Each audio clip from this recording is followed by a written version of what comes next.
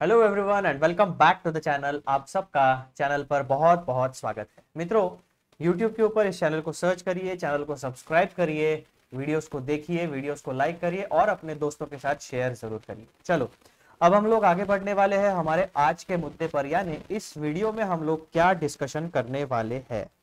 बहुत ही important discussion है। इसमें आपका इनकम टैक्स के चालान का नॉलेज बढ़ने वाला है इस वीडियो में। अभी तक हम लोगों ने ITNS 280 which is for income tax challan, ITNS 281 which represents TDS and TCX challan and ITNS 282 जिसमें 1 2 3 4 5 6 7 प्रकार के टैक्सेस का पेमेंट होता है। इनके बारे में जानकारी ले ली है। सारे वीडियो चैनल पर अवेलेबल है, आप वहां पर देख सकते हो।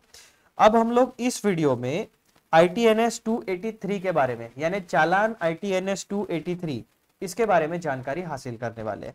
मित्रों, इसमें आप दो प्रकार के चालान ITNS 283 का यूज करके आप दो प्रकार के टैक्सेस का पेमेंट कर सकते हो। पहला है आपका कोड नंबर 0036 जो है बैंकिंग कैश ट्रांजैक्शन टैक्स, और दूसरा है 0026 जो है फ्रिंज बेनिफिट टैक्स। तो इस चालान का यूज करके हम लोग इन दो टैक्सेस का पेमेंट कर सकते हैं। इन दो टैक्सेस के पेमेंट में हम या तो एडवांस टैक्स का पेमेंट कर सकते हैं, सेल्फ असेसमेंट टैक्स का पेमेंट कर सकते हैं, या फिर टैक्स ऑन रेगुलर असेसमेंट। यानी बैंकिंग कैश ट्रांजैक्शन में तीन कैटेगरीज हमारे पास है। जो हमारे केस में एप्लीकेबल रहेगी उसको हम सिलेक्ट करेंगे और पेमेंट करेंगे। अगर फ्रिंज बेनिफिट की बात करें तो इन तीनों में से जो कैटेगरी हमारे पर्टिकुलर केस में एप्लीकेबल रहेगी टैक्स पेमेंट के, उसको हम टिक मार्क करके सिलेक्ट करके आगे बढ़ेंगे। तो ये आपका एक बेसिक स्ट्रक्चर हो गया चालान ITNS 283 का। अब मैं आपको लेके चलता हूं चालान ITNS 283 के फिजिकल फॉर्मेट में, यानी जो प्रिंट पेपर जो एक्चुअल में फिजिकली हम बैंक में सबमिट करते हैं वो वाली चालान कैसे दिखती है वो मैं आपको यहां पर दिखा रहा हूं। एक बात आपको ध्यान में रखनी है मित्रों, यहां पर चालान यानी टैक्स का पेमेंट आप दो तरीके से कर सकते हो। एक जो आपके स्क्रीन पर दिख रहा है आपको चालान ITNS 283, ये है आपका फिजिकल फॉर्म, यानी इसका प्रिंट आउट निकालोगे, उसको फिलअप करोगे और फिर बैंक में जाके फिजिकली सबमिट करोगे। ये हो गया आपका ट्रेडिशनल तरीका। दूसरा तरीका आपके पास अवेलेबल है कि इसी चालान को यूज करके आप डायरेक्ट ई पेमेंट, यानी जो इनकम टैक्स इंडिया ई फाइलिंग का पोर्टल है वहां पे आप अपना लॉग इन करके इस चालान का यूज करके पेमेंट कर सकते हो। तो फिजिकल यानी ट्रेडिशनल तरीका और डिजिटल यानी अभी नया तरीका, दोनों तरीके से आप इस चालान का यूज कर सकते हो और टैक्स का पेमेंट इन दोनों तरीके से आप डिजिटल और फिजिकल दोनों तरीके से टैक्स का पेमेंट आप फॉर्म अपना कंप्लीट कर सकते हो। अब हम लोग यहाँ पे फिजिकल फॉर्मेट जो है उसको डिस्कस करेंगे। डिजिटल में भी सेम ही प्रोसीजर होती है। डिजिटल यहाँ पे मैं क्यों नहीं दिखा रहा हूँ, क्योंकि मुझे लॉगिन करना पड़ेगा ई फाइलिंग पोर्टल पे, जैसे मेरा अकाउंट हो गया या किसी और का अकाउंट। वहां पर सेंसिटिव इंफॉर्मेशन होगी रिगार्डिंग हमारा जो भी टैक्सेशन का कंप्लायंस है, तो वो सारी इंफॉर्मेशन अननेसेसरीली इंटरनेट पे डालने में कोई मतलब नहीं है। वो आप जैसे जैसे आर्टिकलशिप ट्रेनिंग करोगे आपको जरूरत पड़ने ही वाली है, तो आप वहां पे लॉगिन करके वो सारी प्रोसेस फॉलो करोगे। It is a very simple process, लेकिन आपको बेसिक पता होने चाहिए, इसीलिए हम लोगों ने ये चालान वाली सीरीज शुरू की है। तो यहाँ पर मित्रों, जैसे ही आप चालान पे आओगे तो आपको सबसे पहले मिलेगा एक इंपॉर्टेंट नोट। वो नोट क्या कहता है, please see notes overleaf before filling up the challan. यानी इस चालान को फिलअप करने के लिए कुछ इंस्ट्रक्शंस है, वो इंस्ट्रक्शंस आपको प्रॉपरली फॉलो करने पड़ेंगे, वो भी हम पढ़ने वाले हैं। अब सबसे पहला डेटा फील्ड हमारा आता है चालान का नाम यानी सीरियल नंबर, चालान नंबर ITNS 283। फिर दूसरा डेटा फील्ड हमारे पास आता है मित्रों टैक्स एप्लीकेबल, यानी इस चालान के अंडर हम दो प्रकार के टैक्सेस का पेमेंट कर सकते हैं। पहला है बैंकिंग कैश ट्रांजैक्शन टैक्स और दूसरा है फ्रिंज बेनिफिट टैक्स। एक चालान हम केवल एक बार ही यूज कर सकते हैं, यानी एक चालान का यूज करके हम मल्टीपल पेमेंट्स नहीं कर पाएंगे। अगर हमें इन दोनों कैटेगरीज में पेमेंट करना है तो हमें दो चालान सेपरेटली फिलअप करने पड़ेंगे, ठीक है। फिर तीसरा डेटा फील्ड हमारा आता है, यहां पर आप फाइनेंशियल ईयर लिखोगे और यहां पर असेसमेंट ईयर लिखोगे। अब ये जो स्टार मार्क है रिगार्डिंग असेसमेंट ईयर, वो क्या कहता है हम जब नोट्स पढ़ेंगे तब हम प्रॉपरली डिस्कस यहां पर करने वाले हैं। फिर तीसरा डेटा फील्ड हमारा आता है मित्रों परमानेंट अकाउंट नंबर। जो आपका पैन कार्ड रहेगा उसके ऊपर जो पैन नंबर है एज इट इज आपको यहाँ पर लिखना पड़ेगा। चौथा आता है आपका जो पैन नंबर, पैन कार्ड पे जो जब आपने पैन कार्ड के लिए एप्लीकेशन दिया होगा वहां पर जो आपने एक एड्रेस दिया होगा वो एड्रेस, वो सॉरी जो पैन फुल नेम वाला है, सॉरी फुल नेम यानी पैन कार्ड के ऊपर आपका जो नाम दिया रहेगा वो पूरा नाम एज इट इज आपको पैन कार्ड पे लिखना पड़ेगा, यहां पर इस फॉर्म में लिखना पड़ेगा। फिर डेटा फील्ड नंबर 5 जो कि आता है आपका कंप्लीट एड्रेस का। तो जब आपने पैन कार्ड के लिए एप्लीकेशन किया होगा उस एप्लीकेशन में जो आपने केवाईसी कंप्लीट किया होगा, केवाईसी में आपने आपका कंप्लीट एड्रेस दिया होगा, कॉन्टैक्ट नंबर दिया होगा और पिन कोड दिया होगा।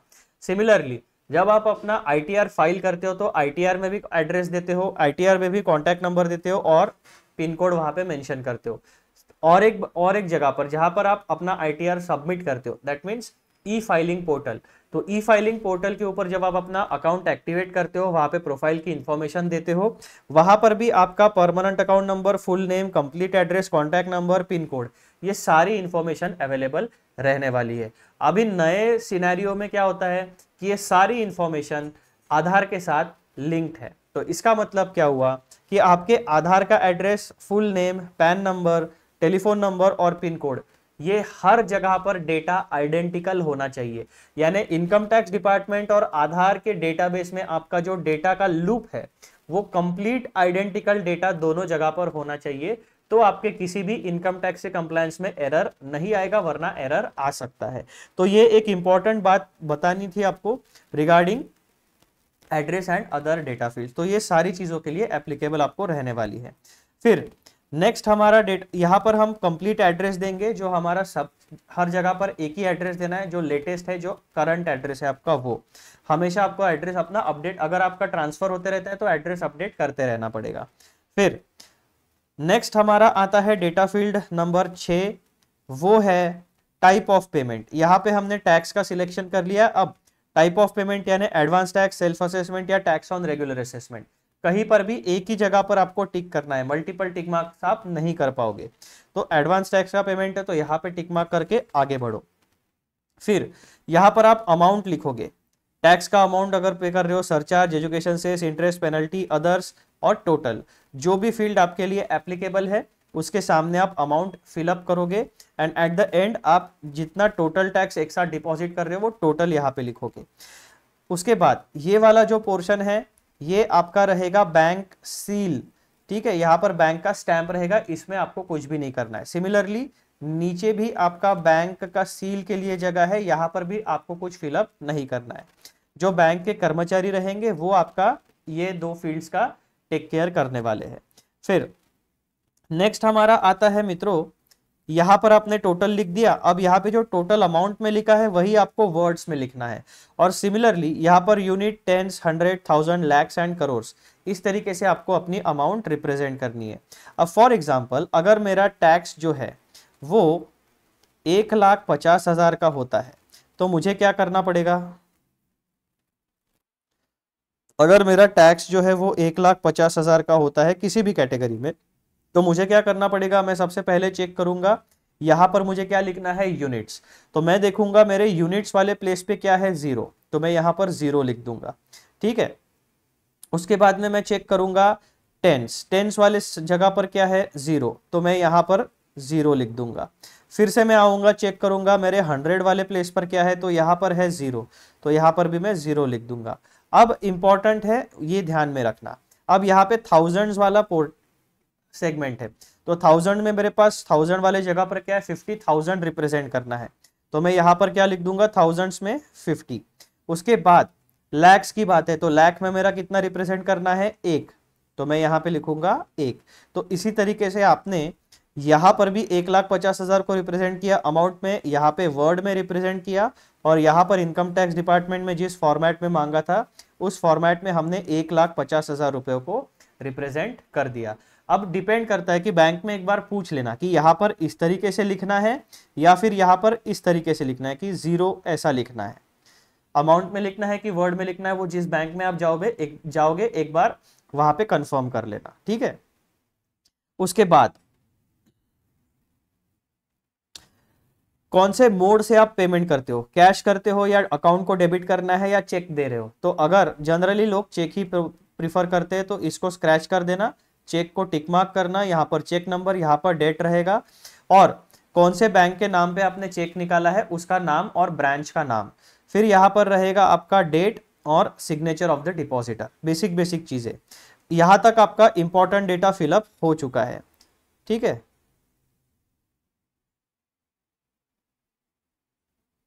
अब आपको अपनी खुद की काउंटर फॉइल भी फिलअप कर लेनी है। तो सबसे पहले आप क्या लिखोगे, रिसीव फ्रॉम, उस व्यक्ति का नाम जो ऊपर आपने फुल नेम दिया है, सिमिलर नाम यहाँ पे लिखना है।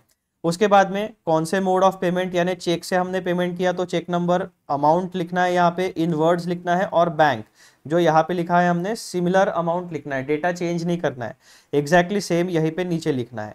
ठीक है, on account of advance tax, self assessment, जो भी कैटेगरी आपकी है उसको सिलेक्ट करो, बाकी कैटेगरीज को स्क्रैच करो। ठीक है, उसके बाद टिक 1 by person making payment of the financial year, तो यहाँ पे भी आपको एक कैटेगरी में सिलेक्ट करना है और फाइनेंशियल ईयर यहाँ पे लिखना है आपको। ठीक है, यहाँ पे आपका कंप्लीट हो गया चालान का डिटेल्स। फिर नोट्स देखो, अब यहाँ पे स्टार मार्क कहाँ पे था, एक यहाँ पे स्टार मार्क है, एक यहाँ पे स्टार मार्क है, उसके बाद में और कहाँ पे स्टार मार्क हमें मिलता है नोट्स में, यहाँ पर है, यहाँ पर है। ठीक है, तो इसके लिए हम लोग नोट्स पढ़ने वाले हैं। अब ITNS का ये जो चालान है, चालान नंबर 283, इसको फिलअप करने के लिए, यूज करने के लिए कुछ इंपॉर्टेंट इंस्ट्रक्शंस है, उस इंस्ट्रक्शंस को हमें पढ़ना है, समझना है। पहला इंस्ट्रक्शन क्या कहता है, please use a separate challan for each type of payment, यानी एक चालान का यूज करके आप मल्टीपल पेमेंट्स नहीं कर पाओगे, ना मेजर हेड में ना माइनर हेड में, दोनों जगह पर आपको केवल एक ही टिक मार्क लगाने की अनुमति है। अगर आपको मल्टीपल पेमेंट्स करने हैं तो आपको सेपरेट चालान यूज करना पड़ेगा। दैट मीन्स अगर आपको बैंकिंग कैश ट्रांजैक्शन टैक्स भी पे करना है, फ्रिंज बेनिफिट टैक्स भी पे करना है, तो आपको ITNS 283 दो चालान लगेंगे। एक में आप डिटेल्स डालोगे बैंकिंग कैश ट्रांजैक्शन टैक्स के, सारा डेटा सेम रहेगा, दूसरे में डालोगे फ्रिंज बेनिफिट टैक्स, उसका डेटा रहेगा। ऐसे दो चालान आपको सबमिट करने पड़ेंगे। ये है आपका पहला इंस्ट्रक्शन। ये इंस्ट्रक्शन यूनिवर्सली सारे चालान्स को एप्लीकेबल है। टोटल 8 चालान से ITNS 280 से लेकर ITNS जितना भी आपका 8 चालान बनता है वो सारे चालान के लिए रूल नंबर 1 यूनिवर्सली एप्लीकेबल है। उसके बाद इंस्ट्रक्शन नंबर 2 क्या कहता है, please note that coating your permanent account number pan is mandatory. Without pan number आपका पेमेंट आपके अकाउंट में जमा नहीं होगा। जमा नहीं होगा तो आपको इनकम टैक्स या ये जो भी टैक्सेशन आप पे करते हो उसका बेनिफिट नहीं मिलेगा। सिंपल बात है। तो पैन नंबर मेंशन करना मैंडेटरी है। इंस्ट्रक्शन नंबर 3 क्या कहता है, schedule banks while depositing banking cash transaction tax may take 0036, that is banking cash transaction tax and self assessment tax under code 300 under type of payment। तो यहाँ पे point number 3 एक unique बात आपको बताता है। वो क्या, जितनी भी शेड्यूल्ड बैंक्स है, यहाँ पे लीगल स्टेटस क्या हो गया एंटिटी का, शेड्यूल्ड बैंक्स वाली जितनी भी एंटिटीज है, अगर उसको बैंकिंग कैश ट्रांजैक्शन टैक्स का डिपॉजिट करना है तो उनको इस चालान में टिक मार्क्स कहां पर लगाने हैं। शेड्यूल बैंक्स को अगर बैंकिंग कैश ट्रांजैक्शन टैक्स को डिपॉजिट करना है तो 0036 यानी मेजर हेड में 0036 में टिक मार्क लगाओ, और जो आपका माइनर हेड है वहां पर कोड नंबर 300 के आगे यानी सेल्फ असेसमेंट टैक्स के आगे टिक मार्क लगाओ, और आपकी सारी डिटेल्स जो फिलअप करनी है वो सिमिलर फिलअप कर दो। ठीक है, ये हो गया आपका स्पेशल एंटिटी शेड्यूल बैंक्स के बारे में, जिन्हें बैंकिंग कैश ट्रांजैक्शन टैक्स को डिपॉजिट करना है, उन्हें इस चालान में किस तरीके से फिलअप करना है वो बता दिया। फिर इंस्ट्रक्शन नंबर 4 क्या कहता है, please note that quoting false PAN may attract a penalty of ₹10,000 as per section 272 capital B of income tax act 1961। अभी तक आप लोगों ने अगर मेरे पिछले वीडियोस देखे होंगे तो आपको पता चला है कि हर एक चालान में गलत इंफॉर्मेशन प्रोवाइड करने के लिए 10,000 की पेनल्टी होती है। या तो हमने दो सेक्शन देखे, एक 272 कैपिटल बी और दूसरा हमने देखा सेक्शन 272 कैपिटल बी। ये आपका एप्लीकेबल होता है गलत टैन की इंफॉर्मेशन देने के लिए। ठीक है, दो सेक्शंस की प्रोविजन पेनल्टी की हमने यहाँ पर पता चल गई। जब हमें डिटेल प्रोविजन अगर देखनी है तो हमें एक्चुअल में वो सेक्शन पढ़ना पड़ेगा। ठीक है, अब इंस्ट्रक्शन नंबर 5 क्या कहता है? Tax payers may please draw or issue cheque या DD towards payment of income tax as under. तो ये पेमेंट किस तरीके से करना है, हर एक चालान के लिए उन्होंने इंस्ट्रक्शन दिया हुआ है। क्या कहोगे आप? पे, आपके बैंक का नाम आप यहाँ पे लिखोगे, ब्रांच का नाम लिखोगे एंड अकाउंट इनकम टैक्स, ये मैंडेटरी है। अगर इस तरीके से आपने पेमेंट का इंफॉर्मेशन नहीं दिया तो वो प्रॉपर अकाउंट में जमा नहीं हो पाएगा, तो यहाँ पर गलती मत करना। फिर please use this challan for depositing taxes, that is type of payment mentioned overleaf. Kindly do not use this challan for depositing tax deduction at source यानी TDS। TDS के लिए इस चालान का इस्तेमाल ना करें क्योंकि इसमें किसी भी प्रकार के TDS का ऑप्शन आपको नहीं दिया है। फिर ये वाला इंपॉर्टेंट चीज, ये एप्लीकेबल होता है आपको बैंक के सील वाले सेक्शन में। आपको बैंक से क्या डेटा लेना पड़ेगा? 7 digit BSR code of the bank branch, date of deposit of challan DDMM YY format में एंड चालान सीरियल नंबर। ये तीन चीजें बहुत इंपॉर्टेंट होती है क्योंकि ये हमें अपने इनकम टैक्स रिटर्न में कोट करनी पड़ेगी to take the benefit of tax paid. Otherwise हमारा ITR जो है वो हमेशा टैक्स पेएबल ही दिखाता रहेगा।